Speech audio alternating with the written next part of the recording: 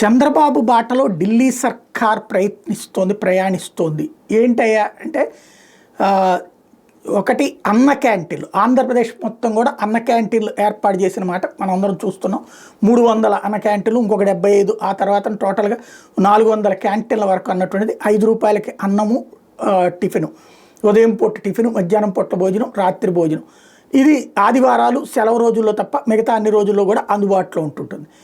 వాస్తవానికి దీని main point ఎక్కడ, తమిళనాడులో అమ్మ క్యాంటీన్. ఒకప్పుడు జయలలిత పెట్టినటువంటిది 1 రూపాయికే భోజనం, 1 రూపాయికే అల్పాహారం అన్నటువంటి అమ్మ క్యాంటీన్లు. ఆమె రెండోసారి అధికారంలోకి రావడంలో కీలక పాత్ర పోషించింది.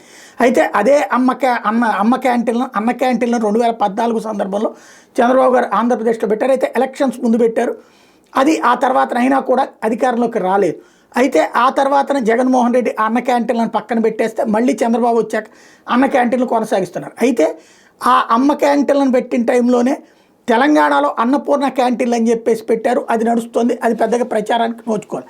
అయితే ఇప్పుడు ఢిల్లీ ముఖ్యమంత్రి రేఖా గుప్తా అసెంబ్లీలో చేసినటువంటి ప్రకటన, అటల్ క్యాంటీన్స్, ఢిల్లీ వ్యాప్తంగా 100 అటల్ క్యాంటీన్స్, అంటే అటల్ బిహారీ వాజ్పేయి పేరు గుర్తొచ్చేలాగా అటల్ క్యాంటీన్స్ అనేది పెట్టబోతున్నాం. 5 రూపాయలకే ఆహారం అన్నటువంటిది ఉదయం, మధ్యాహ్నం, సాయంత్రం ఏర్పాటు చేయబోతున్నట్టు. తద్వారా ఆంధ్రప్రదేశ్లో చంద్రబాబు నాయుడు మళ్ళీ ఇప్పుడు వచ్చి అమలు చేస్తున్నటువంటి అన్న క్యాంటీన్స్ని అక్కడ అటల్ క్యాంటీన్స్ పేరుతో నడబోతున్నారు.